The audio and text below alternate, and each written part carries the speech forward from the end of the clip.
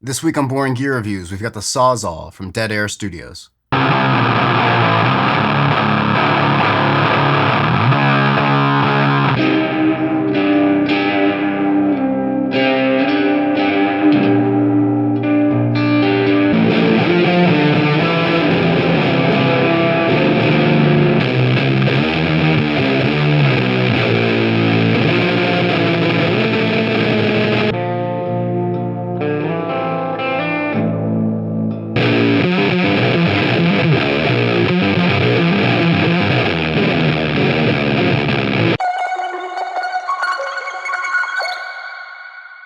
Thank you so much to Will at Dead Air for sending me the Sawzall. So this is not the first Dead Air pedal we've done. If you want to click the link right here, you can check out my demo for the amazing Hook Echo. This pedal is Dead Air's take on the HM2 circuit with an expanded EQ and the ability to switch between fuzz and overdrive and then control the amount of gain in the overdrive section. The original HM2 had its mid and treble control with one knob, and here we have it split up into three, so we have low, mid, and high frequency control and the volume for each of those as well. You have a volume, which controls the overall output of the pedal while it's on. This switch in the middle will switch between fuzz and drive. In the fuzz section, it's maxed fuzz. There's no control for that. It's just, as the HM2, just a gnarly, gnarly pedal. And then when you switch to the drive, it'll go from like a dirty breakup all the way to really thick, aggressive drive. The fuzz section is based on the color sound one knob fuzz, and the drive section is based on the Distortion Plus or 250 circuit.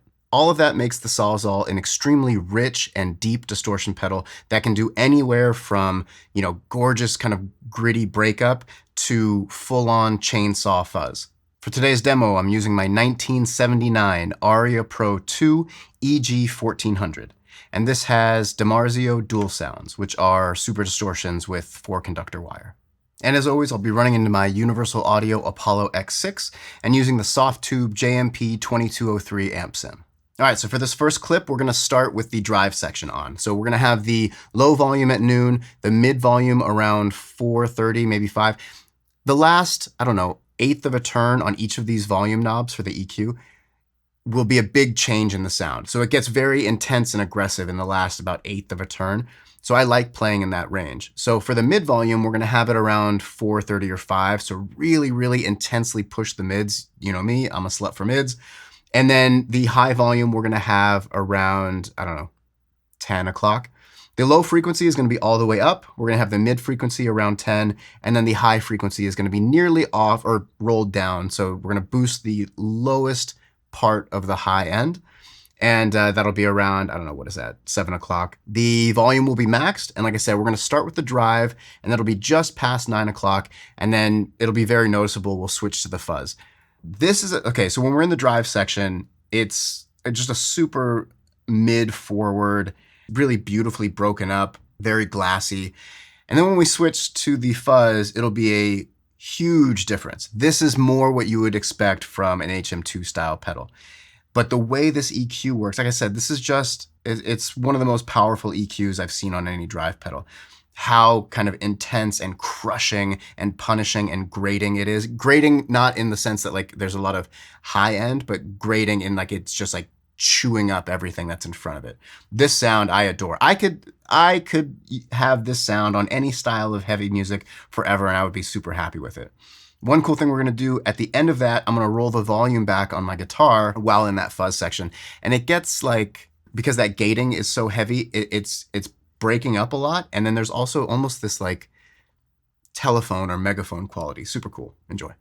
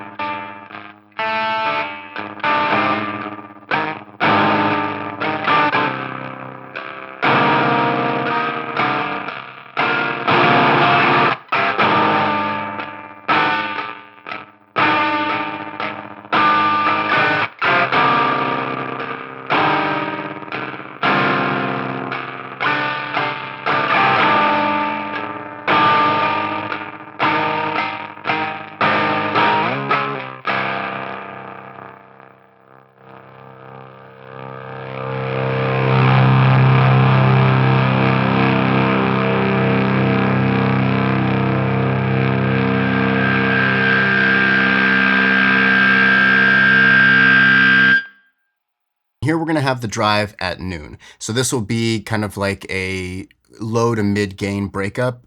And for the EQ, we're going to have the low volume and the mid volume around 9, the high volume at maybe 2. Then we're going to do the low frequency at 3, the mid frequency at 11, the high frequency at 10. And we're going to keep the volume around 3 o'clock. We're going to pair that with the Chase Bliss Audio Thermae for some analog delay in the second half of the clip, and the CXM 1978 from Chase Bliss and Meris. And this will be like a very big plate reverb. This is not a sound you can get from an HM2 pedal. The fact that it does this sound and also like a crazy aggressive chainsaw sound is pretty amazing. What you'll notice here is this really rich and complex distortion with these beautiful overtones in the high end. There's like a clanginess and glassiness. And then in the low mids to low end, there's this beautiful grit while also still being focused and controlled. It's not flubby at all. And I'll say it right now, one thing I'm going to say a lot in this video is how powerful this EQ is.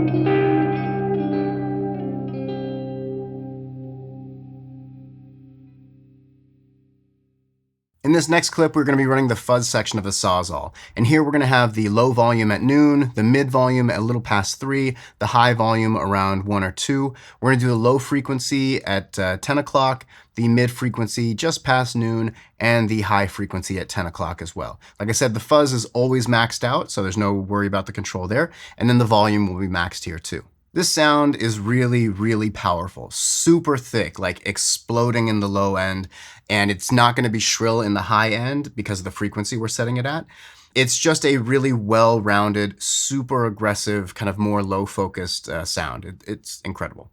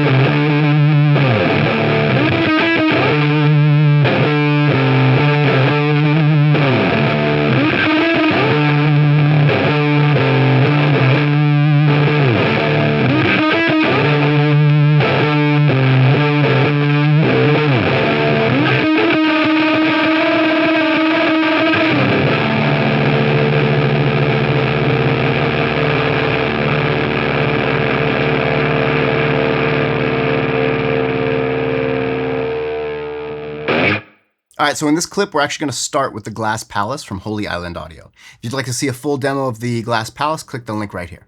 And this will be set as like a low gain drive. And then we're going to engage the Sawzall. Here, everything will be set to noon except for the overdrive, which is going to be maxed out, and the volume as well. And last in the chain, we're going to bring in the CXM 1978 from Chase Bliss and Meris for a modulated plate reverb. So now we get to hear how well the Sawzall pairs with other drive pedals. And spoiler alert, it's outstanding. This tone manages to stay extremely thick and heavy and doomy while also having a ton of top end, which you don't often get together so well. Like sometimes, yeah, you get this big low end, but the high end is kind of weak, or it's shrill, or it gets lost. Not the case here. It's super defined and articulate and really, really kind of crunchy and crumbly, all the adjectives that I love for distortion. And the other thing is it does not get lost in the reverb. The reverb is going to be up pretty high, and it stays clear even with a ton of reverb, which is something I really want in a distortion pedal. In the last part of the clip, we're going to roll the volume down on the guitar, and you'll hear how well this cleans up. And spoiler alert again, it cleans up beautifully.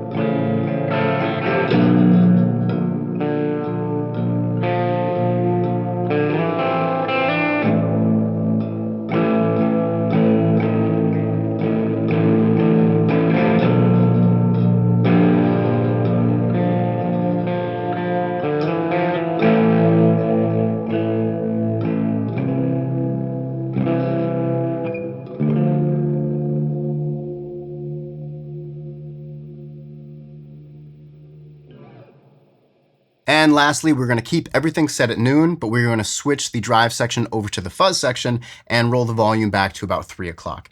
This is kind of, quintessential HM2 type stuff, along with that other one with the more mid-focused. But this is very much what you would want to hear in an HM2 style circuit. Super thick, super buzzy, really, really aggressive. There's nothing friendly about this sound. It's fantastic. And while it's doing all that, it still manages to be, I know I keep saying this about this pedal, but like it does still manage to be very clear. This sound is like everything's exploding, the world is ending type stuff, but you still hear everything going on. And even the guitar is tuned rather low, the pickups are high output, everything, all the ingredients of this should say that it should be like just a huge kind of aggressive mess, but it manages to be like a huge, aggressive, tidy. It manages to stay clear and concise, even though it is pushing extremely hard.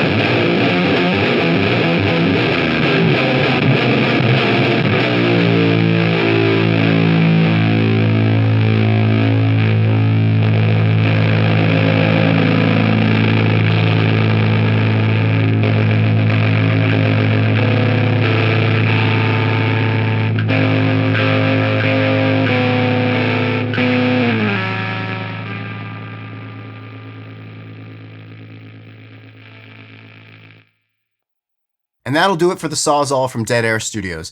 To say that I love this pedal would kind of be an understatement. It doesn't really explain how cool this thing is. One of the most powerful EQs in any distortion I've ever seen, as I said, and 2 drive sections that both sound incredible. I don't know, I would never think that a pedal based on the HM2 circuit could do so much. And it's not gimmicky or arbitrarily like, oh yeah, I can do drive, kind of. It really does drive. It's not just the chainsaw stuff, which, you know, if a pedal just does the chainsaw stuff, great. But this does that plus, plus, plus, plus, plus.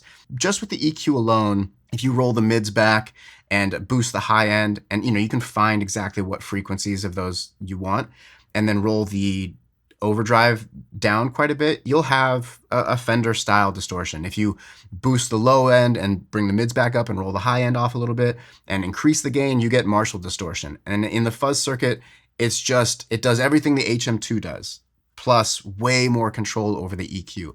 So I think if you're looking for an HM2 style pedal, get this one.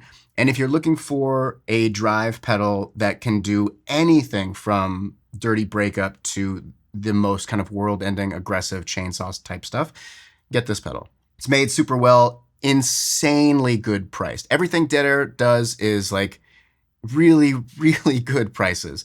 Top jacks, top DC, really awesome looking artwork. I love it. It's an outstanding pedal. 10 out of 10. And that'll do it for today's video. If you dig the content, please consider hitting that like and subscribe and share. Pass it on to somebody who might also like what we're doing over here. As always, the links to everything I'm using will be in the description below, and I will see you next week for another video. Peace.